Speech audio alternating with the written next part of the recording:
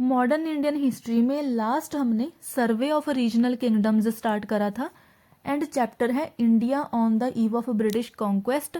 Regional powers में last हम cover कर चुके हैं Hyderabad, Awadh and Bengal. I have tried my best कि आपके पास प्रीलिम्स के लिए एंड मेंस आंसर राइटिंग के लिए कंटेंट हो, सो इसलिए मैंने स्पेक्ट्रम के अलावा भी 2 रिसोर्सेज को फॉलो करा है अपनी वीडियोस में। एंड इनको अगर आपने नहीं देखा है तो पहले इसको जाकर देख लें, इसके आगे कंटिन्यू करेंगे। एंड आज देखेंगे हम राजपूत स्टेट्स। देखिए मुगल एम्पायर डिक्लाइन कर रहा था क्योंकि उसके कुछ एक्सटर्नल रीजंस भी थे, एक्सटर्नल चैलेंजेस थे मुगल्स के पास, कुछ इंटरनल चैलेंजेस भी थे। नादिर शाह, अहमद शाह, अब्दाली, इन सब की इन्वेजन्स की वजह से मुगल एम्पायर के फाइनेंसेस कम हो रहे थे, उसकी ट्रेजरी इम्पैक्ट हो रही थी। इसके साथ ही उस टाइम पर देखिए यूरोपियंस भी इंडिया में आ चुके थे एंड वो भी पॉलिटिकल इंडिया की जो इंटरनल पॉलिटिक्स थी उस टाइम पर, मुगल की पॉलिटिक्स में, उनके इंटरनल अफेयर्स में बहुत ज़्यादा इंटरफेयर कर रहे थे। वो भी अपनी पावर्स को ग्रो करना चाहते थे उस टाइम पर। And at the same time Mughals के अपने कुछ इंटरनल चैलेंजेस भी थे। ये एक तो इनकी सक्सेशंस के कोई सेट रूल्स नहीं थे जिसकी वजह से इनके आपस में ही फाइट्स होती रहती थी। हमने देखा था कि बहादुर शाह वन को जब पावर में आना था तो ये अपने 2 ब्रदर्स को मार देता है।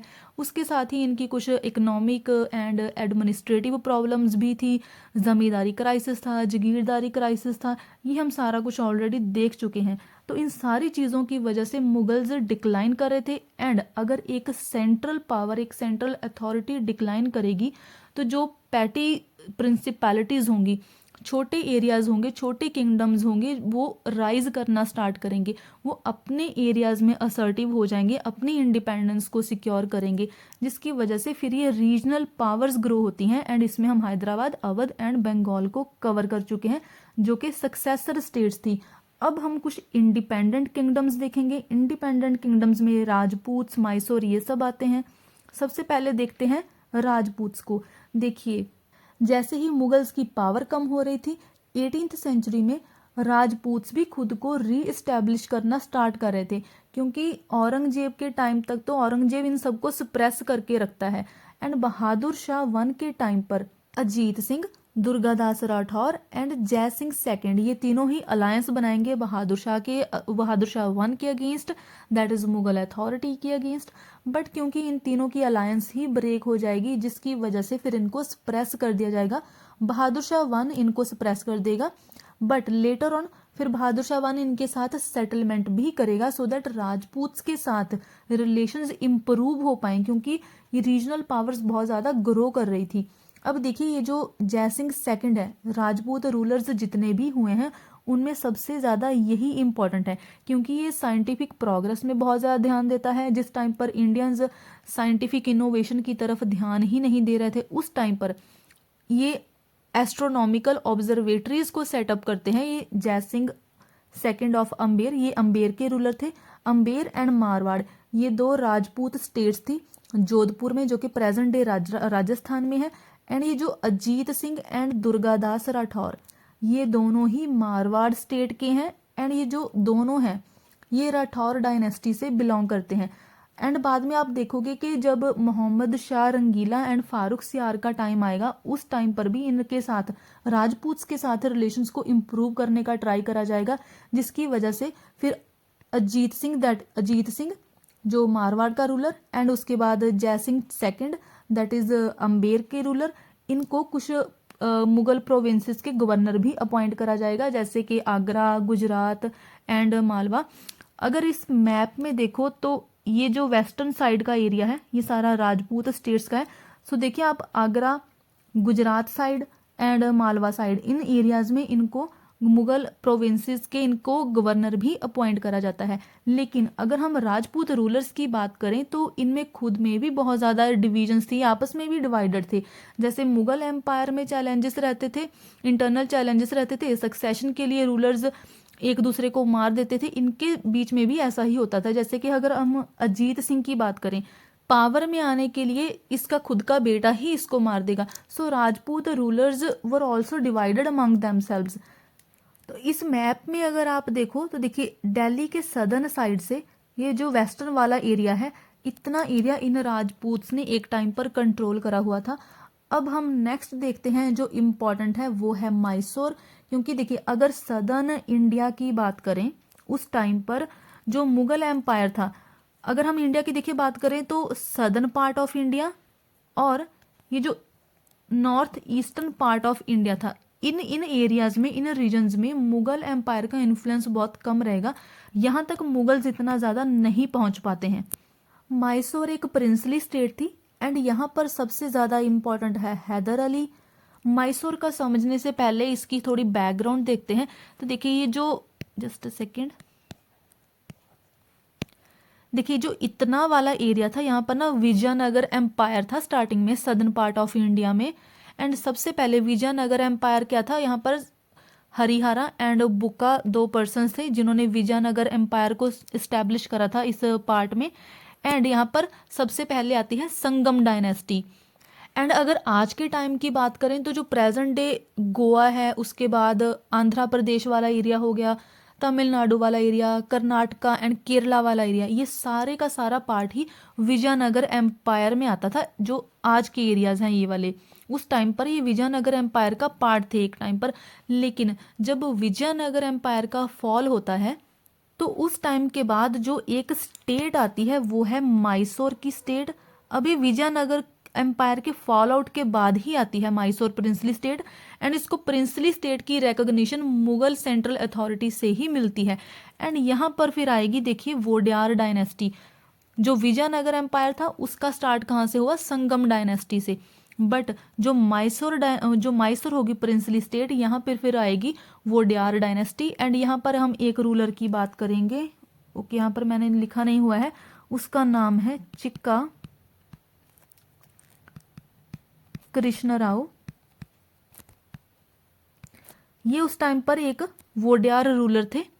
एंड इसके कोर्ट में दो इंपॉर्टेंट मिनिस्टर्स थे, नंजराज एंड देवराज। अब इनके नाम आपको याद रखने हैं क्योंकि इसका इन दोनों का मेंशन देखिए तमिलनाडु बोर्ड की जो एनसीईआरटी है मॉडर्न हिस्ट्री की, उसमें भी करा गया है। ऐसे ही जो बिपिन चंद्रा की मॉडर्न हिस्ट्री की बुक है उसमें भी इनका मेंशन करा गया है। एंड इनको बहुत सारे एग्जाम्स में पूछा भी गया है, स्टेट सर्विसेज के एग्जाम्स में भी एंड इवन वनडे एग्जाम्स में भी। तो इनका नाम आपने याद रखना है। एंड एक और फैक्ट आपने इनसे रिलेटेड याद रखना है, नंजराज को बोलते थे सर्वाधिकारी। एंड जो ये ओके मुझे यहाँ पर लिख देती हूँ, इसको बोलते थे सर्वाधिकारी। एंड जो ये देवराज मिनिस्टर था इसको बोलते थे दुलवाई। देखिए ये याद रखें, ये इंपॉर्टेंट फैक्ट्स है, आई एम एम्फेसाइजिंग, अदरवाइज मैं नहीं बोलती ये चीज़, इंपॉर्टेंट फैक्ट्स है, इनको याद रखें। तो ये दो मिनिस्टर्स थे, चिक्का कृष्ण राज जो वोडियार एक रूलर था, इसके कोर्ट में नंजराज एंड देवराज थे। लेकिन ये मिनिस्टर्स इतने ज़्यादा क्लेवर होते हैं, ये इससे पावर को सीज कर लेते हैं और इसको एक पपेट के ऐसे यूज करना स्टार्ट कर देते हैं। एंड मैसूर की ही जो आर्मी है इस टाइम पर, उस आर्मी में एक ऑफिसर था हैदर अली। हैदर अली का बर्थ होता है 1721 में। देखिए ये इतना ज़्यादा ब्रिलियंट ऑफिसर होता है कि बहुत ही जल्दी ये कमांडर भी बन जाता है मैसूर की आर्मी में, इसका राइज बहुत जल्दी होता है। एंड उस टाइम तक इसको ये भी पता चल जाता है कि यूरोपियन लाइंस पर आर्मी को ट्रेन करना कितना ज़्यादा इंपॉर्टेंट है। एंड मॉडर्न आर्सेनल की भी इसको, जो मॉडर्न हथियार अम्यूनिशन वगैरह है उसकी इसको इम्पोर्टेंट पता चल जाती है, जिसकी वजह से फिर ये एक इम्पॉर्टेंट फैक्ट है। अब ये भी डिंडीगाल में ये एक मॉडर्न आर्सेनल भी सेटअप करता है, इस प्लेस का नाम याद रखें आप। एंड इसके लिए ये फ्रेंच एक्सपर्ट्स की हेल्प भी लेता है। देखिए अब फ्रेंच एंड जो ब्रिटिशर्स हैं उनकी आपस में बनती नहीं है। एंड जो हैदर अली है वो फ्रेंच के क्लोज आएगा, जिसकी वजह से फिर हैदर अली की ब्रिटिशर्स के साथ भी प्रॉब्लम होगी एंड ये ब्रिटिशर्स के साथ भी फाइट करेगा। अब देखिए मेन प्रॉब्लम मैसूर में क्या आती है कि ये एक कांस्टेंट बैटल फील्ड बन के रह जाएगा। ऐसा क्यों? देखिए इस साइड से ये जो निज़ाम ऑफ हैदराबाद है ये भी यहाँ पर आके बैटल करेगा, ये भी कंट्रोल करने की कोशिश करेगा। इस साइड से जो मराठाज हैं, मराठाज भी आएंगे इसके साथ फाइट करने के लिए। ब्रिटिशर्स तो आ ही रहे हैं इस नॉर्दर्न सरकार्स की साइड से, तो ब्रिटिशर्स के साथ फिर एंग्लो मैसूर वॉर्स भी होंगी। एंड उसके बाद देखिए जब हैदर अली तो वॉर लड़ेगा ही लड़ेगा, उसके बाद उसका जो सन टीपू सुल्तान है वो भी इन वॉर्स को कंटिन्यू रखेगा। तो देखिए मैसूर इन सारे कांस्टेंट बैटल फील्ड की वजह से यहाँ पर हमेशा वॉर्स ही चलती रहेगी, जिसकी वजह से यहाँ की पॉलिटी स्टेबल नहीं रहेगी। बट जो हैदर अली एंड टीपू सुल्तान है, ये दोनों ही ब्रिटिशर्स के अगेंस्ट जाकर मैसूर को बहुत ज़्यादा ग्रो करने का ट्राई करेंगे। अब जो नेक्स्ट इंडिपेंडेंट किंगडम है वो है केरला का। देखिए हम इनको इंडिपेंडेंट किंगडम्स बोल ही इसलिए रहे हैं क्योंकि यहाँ पर जो रूलर्स थे वो मुगल्स से अलग रहकर रूल कर रहे थे। उनकी पॉलिटी, उनकी एडमिनिस्ट्रेशन, ऑल्दो वो मुगल को एक सुपीरियर अथॉरिटी मान रहे थे, उनसे अलग नहीं हो रहे थे, बट वर्चुअली वो एक तरह से वो मुगल्स से बहुत ही ज़्यादा अलग थे। सदर्न पार्ट ऑफ इंडिया में यहाँ पर मुगल्स की इंटरफेरेंस बहुत ज़्यादा कम थी, जिसकी वजह से फिर ये states southern part of India में ग्रो करती हैं। अब देखते हैं केरला को। देखिए केरला की साइड देखें तो मालाबार कोस्ट की साइड 4 इंपॉर्टेंट स्टेट्स थी, कैलिकट, चिरक्कल, कोचीन एंड ट्रैवनकोर। सॉरी अगर प्रोनाउंसिएशन गलत है तो। एंड इन चारों में से ट्रैवनकोर सबसे ज़्यादा इंपॉर्टेंट थी। एंड यहाँ पर एक रूलर था मार्तंड वर्मा। मार्तंड वर्मा ट्रैवनकोर को अपनी कैपिटल बना के यहाँ पर केरला को एक इंडिपेंडेंट प्रिंसिपैलिटी, एक इंडिपेंडेंट स्टेट इस्टेब्लिश करेगा।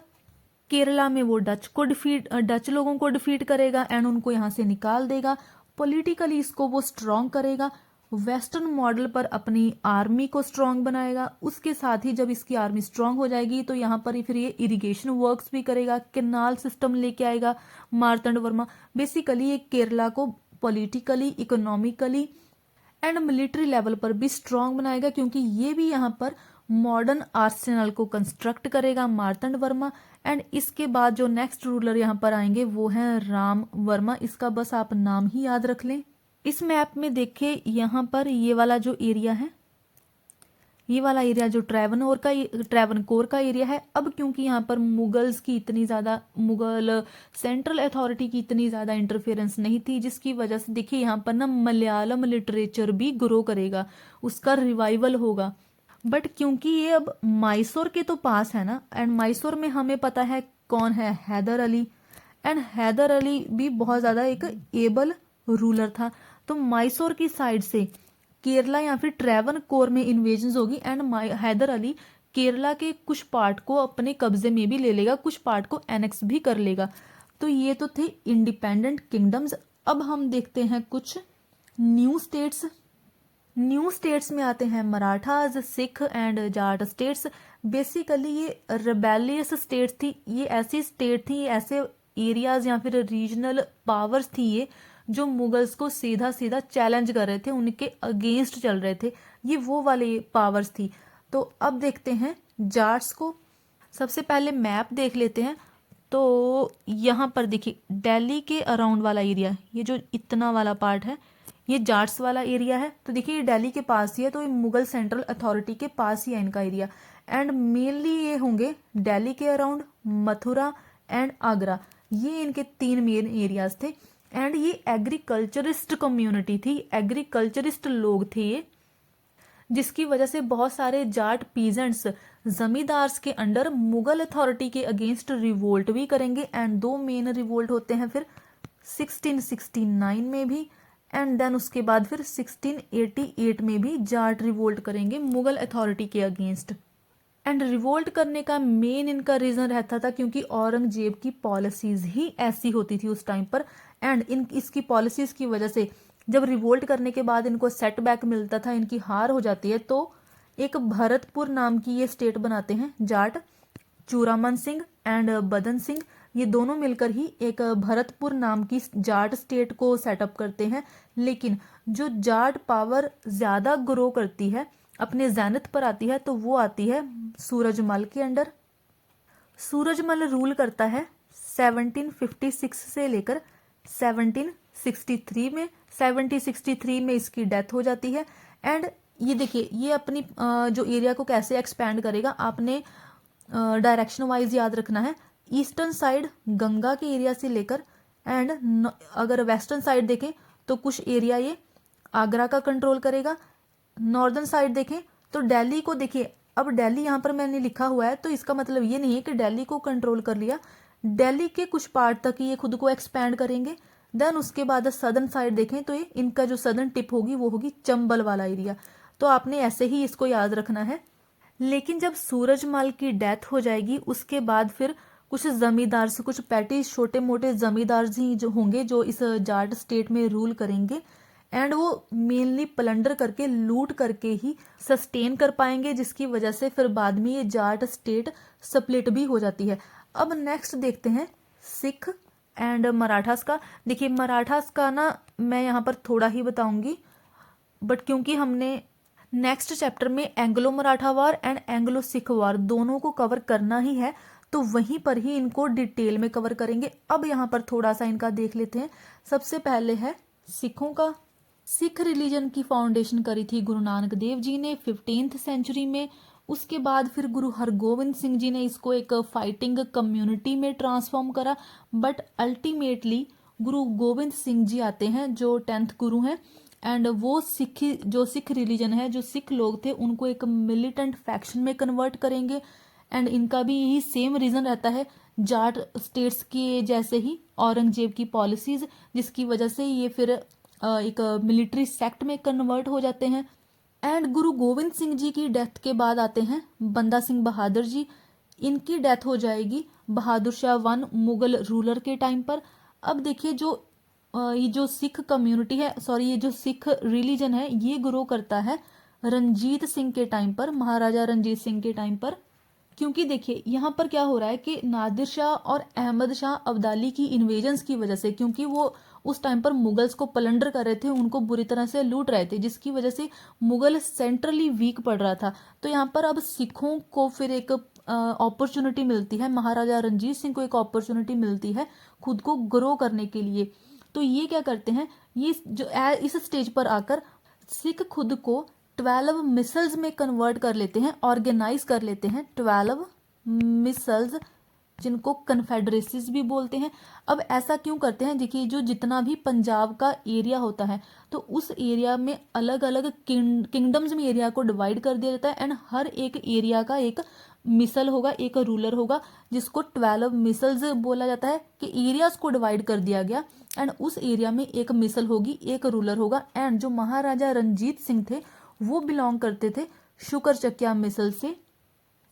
इनका जो एरिया था, देखिए यहाँ पर इस मैप में ये झेलम है, एंड ये है यहाँ पर सतलुज। तो यहाँ से लेकर इतना जो भी एरिया आता था, ये महाराजा रंजीत सिंह के अंडर ही आता था। 1799 में ये लाहौर को भी कैप्चर करेंगे, एंड 1802 में फिर ये अमृतसर को भी कैप्चर कर लेंगे, कॉन्कर कर लेंगे। लेकिन ये सारी चीज़ें हमने नेक्स्ट चैप्टर में ही डिटेल में देखनी है। वहाँ पर हमने एंग्लो सिख वॉर भी देखनी है, एंग्लो मराठा वॉर भी देखनी है, तो वहाँ पर ही इनको हम डिटेल में कवर करेंगे कि कैसी ट्रीटीज साइन होती हैं महाराजा रंजीत सिंह के बीच में एंड ब्रिटिशर्स के बीच में, जैसे कि treaty of Amritsar, and then होती है फिर ट्राईपार्टाइट ट्रीटी। इस ट्रीटी में 3 पार्टीज रहती हैं, एक तो हो गए महाराजा रंजीत सिंह जी, दूसरी साइड पर हो गए शाह शुजा, एंड देन है ईस्ट इंडिया कंपनी। यहाँ पर क्या करा जाता है, देखिए जो ईस्ट इंडिया कंपनी होती है, जो ब्रिटिशर्स होते हैं, ये अफगानिस्तान वाले एरिया को भी कैप्चर करना चाहते हैं, उसको भी कॉन्कर करना चाहते हैं। देखिए ये जो अफगानिस्तान की ज्योग्राफी है, ये ऐसी टेरिटरी है, अगर आप हिस्ट्री में भी देखो, इनफैक्ट प्रेजेंटली भी यहाँ पर कोई भी थर्ड पार्टी आकर कभी रूल ही नहीं कर पाई है। ब्रिटिशर्स ने ट्राई करा था, वो भी इसको कॉलोनाइज नहीं कर पाए। देखिए ब्रिटिशर्स ने कितनी सारी कंट्रीज को कॉलोनाइज करा हुआ था, लेकिन इन्होंने अफगानिस्तान को कुछ हद तक कंट्रोल तो करा, बट उसको कॉलोनाइज नहीं कर पाए इंडिया के जैसे। आज भी अगर देखें, रशिया ने देखिए ट्राई करा, चाइना ने ट्राई करा, यूएसए भी चला गया। तो अफगानिस्तान की टेरिटरी ही ऐसी है, इसकी टेरेन ऐसी है, ज्योग्राफी इतनी ज़्यादा कॉम्प्लेक्स है कि यहाँ पर रूल कर पाना किसी थर्ड पार्टी के लिए बहुत ही ज़्यादा डिफिकल्ट है। तो ब्रिटिशर्स उस टाइम पर अफगानिस्तान को कंट्रोल करना चाहते थे, जिसकी वजह से फिर वो ट्राईपार्टाइट ट्रीटी साइन करते हैं। क्या होता है कि वो शाह शुजा को बोलते हैं कि वो उसको काबुल का एक रूलर बनाएंगे, तो इसको रिटर्न में इंग्लिश का साथ देना होगा। एंड जो रंजीत सिंह होगा, क्योंकि उस टाइम तक उसकी थोड़ी पावर भी कम हो जाती है, जिसकी वजह से इस ट्रीटी के थ्रू फिर वो ब्रिटिशर्स को अलाउ कर देते हैं रंजीत सिंह जी कि वो पंजाब से निकलकर अफगानिस्तान में आ सकते हैं। बेसिकली एक पैसेज दे दिया गया, एक रास्ता दे दिया गया पंजाब के थ्रू अफगानिस्तान जाने का। वो बात अलग है कि ब्रिटिशर्स कभी अफगानिस्तान को कंट्रोल नहीं कर पाते हैं। इन सारी चीज़ों को हमने बाद के चैप्टर्स में देखना है। नेक्स्ट है मराठा, दी मोस्ट इम्पॉर्टेंट। सबसे पहले इनको मैप में देखते हैं। तो देखिए ये इतना सारा एरिया, ये सारा एरिया जो था ये मराठास का था। गायकवाड्स, सिंधियाज, होलकर्स, पेशवाज सबसे ज़्यादा इम्पॉर्टेंट, भोंसलेज, ये सारे मराठास ही थे। देखिए इतने ज़्यादा उस टाइम पर फॉर्मिडेबल थे, इतने ज़्यादा ये स्ट्रॉन्ग एंड पावरफुल थे। इनको डिफीट कर पाना इतना ज़्यादा डिफिकल्ट होता था कि एक टाइम तक माना जाता था कि अगर मुगल्स नहीं रहते हैं इंडिया में तो उसके बाद की जो पावर होगी वो मराठास की ही होगी। वो बात अलग है कि ब्रिटिशर्स इनको हरा देते हैं। ब्रिटिशर्स हरा भी क्यों पाते हैं इनको, क्योंकि इनके भी आपस में बहुत ही ज़्यादा कॉन्फ्लिक्ट्स रहते हैं। जितने भी ये गायकवाड़ सिंधियाज हैं इनकी आपस में ही नहीं बनती, ये आपस में ही लड़ते रहते हैं, जिसकी वजह से फिर ब्रिटिशर्स को चांस मिल जाता है।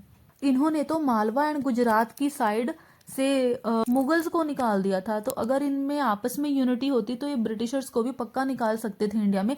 बट इनका हमने बहुत डिटेल में देखना है, बहुत डिटेल में मैं इनकी एक वीडियो बनाऊंगी। इनकी पूरी पहले हिस्ट्री कवर करेंगे, उसके बाद हम फिर एंग्लो मराठा वॉर पर चलेंगे। अहमद शाह अब्दाली इनको थर्ड बैटल ऑफ पानीपत में हराएगा। उसके बाद फिर लेकिन ये जल्दी रिकवर कर लेते हैं and English east India company को फिर ये चैलेंज करते हैं। लास्ट रीजनल पावर्स में है फारुखाबाद एंड रोहिलखंड। ये अफगान्स थे। जब अफगानिस्तान में पॉलिटिकल एंड इकोनॉमिक प्रॉब्लम्स चल रही होती हैं तो कुछ लोग वहाँ से माइग्रेट करके इंडिया आते हैं एंड इंडिया में अपनी कुछ रीजनल एरियाज़ को सेटअप करते हैं। जैसे कि सबसे पहले अगर हम रोहिलखंड की बात करें तो यहाँ पर देखिए एक पर्सन अली मोहम्मद खान, जब नादिर शाह की इन्वेजन की वजह से मुगल पावर थोड़ी कम पड़ गई थी तो उस टाइम पर अली मोहम्मद खान अफगानिस्तान की साइड से आएगा। तो ये हिमालय के फुट हिल्स पर गंगा एंड कुमौन के एरिया के बीच में रोहेलखंड एक रीजनल एरिया इस्टेब्लिश करेगा, सेटअप करेगा एंड यहाँ के लोगों को बोला जाता था रोहिलाज। यहाँ की सबसे पहली जो कैपिटल बनती है बरेली में एलॉन, नेक्स्ट कैपिटल बनेगी इसकी रामपुर। अब इन लोगों की Awadh, Delhi, Jats and even Britishers के साथ भी इनकी क्लैशेस होंगी, बट उनकी इंटेंसिटी इतनी ज़्यादा नहीं होगी एंड इनको ब्रिटिशर्स इजीली सप्रेस भी कर देते हैं। अब अगर बात करें फारुखाबाद की तो बस देखिए इनके नाम ही याद रखें। मोहम्मद खान बंगाश एक पठान था, अफगान पठान थे ये सेटअप करते हैं दिल्ली के अराउंड फारुखाबाद। तो यहाँ पर सारी रीजनल पावर्स कंप्लीट होती हैं। अब ये एक छोटा सा टॉपिक है, nature and limitation of regional states. जितनी भी ये रीजनल स्टेट्स ग्रो हुई थी, राइज हुई थी, इनकी पॉलिटी कैसी थी, इनकी नेचर कैसी थी या फिर इनकी लिमिटेशंस कैसी थी। देखिए नेचर की बात करें तो मैं वैसे पहले वाली वीडियोस में बता चुकी हूँ कि जितनी भी ये जो सक्सेसर स्टेट्स बनी थी, 3 तरह की थी, successor and independent kingdoms and then थी कुछ rebel states, that is new states. तो जो सक्सेसर स्टेट्स थी वो तो सेम ही चीज़ें कॉपी कर रही थी। जो मुगल सेंट्रल अथॉरिटी में जो भी इंस्टीट्यूशंस थे, वहाँ का जो भी पॉलिटिकल सेटअप था, जैसी मुगल एडमिनिस्ट्रेशन में जो मुगल एडमिनिस्ट्रेशन थी, सेम जैसी एडमिनिस्ट्रेशन हैदराबाद, अवध एंड बंगाल अपने किंगडम्स में, अपने एरियाज में वो सेम जैसा पॉलिटिकल सेटअप एंड सेम जैसी एडमिनिस्ट्रेशन चला रहे थे, एग्जैक्टली सेम मुगल अथॉरिटी के जैसे। बट ये जो रेबल स्टेट्स थी जैसे कि मराठास हो गए, सिख हो गए, और ये जो इंडिपेंडेंट किंगडम्स थे जैसे कि सदर्न पार्ट ऑफ इंडिया के जो किंगडम्स थे, मैसूर वगैरह, ये कुछ हद तक चीज़ों को डिफरेंट रख रहे थे। बट ओवरऑल ये लोग भी, जितने भी ये मराठा, सिख, मैसूर, जो भी ये इंडिपेंडेंट किंगडम्स थे, रेबल स्टेट्स थी, ये सारी की सारी चाहे अपने एरियाज में इंडिपेंडेंटली रूल कर रहे थे, एडमिनिस्ट्रेशन को थोड़ा डिफरेंट वे में चला रहे थे, उनका थोड़ा पॉलिटिकल सेटअप चेंज भी हो रहा था मुगल सेंट्रल अथॉरिटी से, लेकिन फिर भी ये मुगल्स को ही अपनी एक सुप्रीम अथॉरिटी मानते थे। इन सारी रीजनल पावर्स ने चाहे अपनी पॉलिटी चलाई, लेकिन किसी ने भी मुगल्स को चैलेंज नहीं करा, उनकी सॉवरेंटी को चैलेंज नहीं करा। उन्होंने ये चीज़ माना कि यस, जो मुगल हैं वो इंडिया के रूलर्स हैं।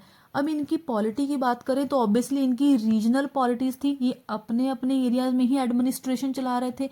और अगर अपने लोकल एरियाज में चला रहे हैं तो इनको वहाँ के जो लोकल ज़मींदार होंगे, वहाँ के जो नोबल्स होंगे, उनकी भी हेल्प लेनी पड़ेगी। यहाँ पर एक एक्सेप्शन आपने याद रखनी है मैसूर की, लेकिन बाकी जितनी भी ये रीजनल पावर्स थी ये local zamindars, chieftains, nobles and all इनकी हेल्प ले रही थी। बट मैसूर एक ऐसी स्टेट थी जिसने लोकल चीफ्टेन्स को टोटली इग्नोर कर दिया था, कोई भी इनकी हेल्प नहीं ले रही थी। एंड ये मैंने पहले बता दिया कि मुगल अथॉरिटी के साथ इन सारी रीजनल पावर्स की टाइज हमेशा बनी रहती थी, लेकिन इनकी कुछ लिमिटेशंस भी थी फाइनेंशियल स्फीयर में, एडमिनिस्ट्रेटिव स्फीयर में एंड मिलिट्री ऑर्गेनाइजेशन में। इन सारे स्फीयर्स में इनकी लिमिटेशंस थी। साइंस एंड टेक्नोलॉजी को, इनोवेशन को ग्रो करने के लिए किसी ने भी एफर्ट नहीं डाला। एंड सबसे बड़ी प्रॉब्लम तो ये थी कि किसी के लिए भी इंडिया एक कंट्री था ही नहीं। हर किसी के लिए, चाहे कोई भी रीजनल पावर्स थी, हर किसी के लिए अपना ही एरिया इम्पॉर्टेंट था। इंडिया अब तक किसी के लिए एग्जिस्ट नहीं करता था। सब आपस में लड़ रहे थे, सब खुद की डोमिनेंस चाहते थे। कांस्टेंट इसी की वजह से फिर कांस्टेंट वॉरफेयर चलती रहती थी। जैसे कि पहले बताया कि कैसे हैदराबाद का निज़ाम मैसूर को कंट्रोल करने की कोशिश करेगा, फिर उसके बाद केरला का कुछ पार्ट भी कंट्रोल करने की हैदर अली ट्राई करेगा। तो ये आपस में लड़ते रहते थे, हमेशा वॉरफेयर चलती रहती। जागीरदारी क्राइसिस का भी मैंने रेफरेंस दिया कि कैसे एक जमींदारी क्राइसिस भी आएगा, जागीरदारी क्राइसिस आएगा। अब ये लोग चाहे फिर इंटरनल या फिर एक्सटर्नल ट्रेड को भी ग्रो करने का ट्राई कर रहे थे, लेकिन जो ओवरऑल इकोनॉमी थी उस टाइम पर वो पूरी की पूरी स्टैगनेटेड थी, कुछ भी ग्रो नहीं हो रहा था इकोनॉमिकली। तो ये तो था इनका ओवरऑल एनालिसिस। अब एक ही वीडियो में हमने ये पूरा चैप्टर, ये सोशो इकोनॉमिक कंडीशंस कवर करके इस सारे चैप्टर को रैप अप कर देना है। एंड लाइक करें, सब्सक्राइब करें, शेयर करें एंड कमेंट्स भी करें। Thank you.